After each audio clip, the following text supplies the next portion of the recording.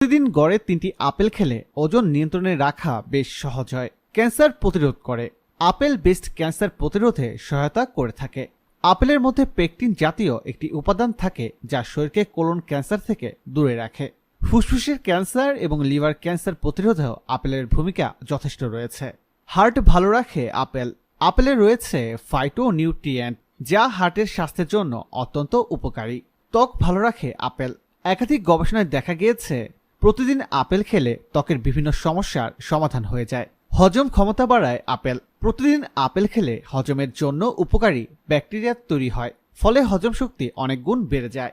দাঁত ভালো রাখে আপেল। আপেলের রস দাঁতের জন্য ক্ষতিকর ব্যাকটেরিয়া ধ্বংস করে দেয়, যার ফলে দাঁতও ভালো থাকে।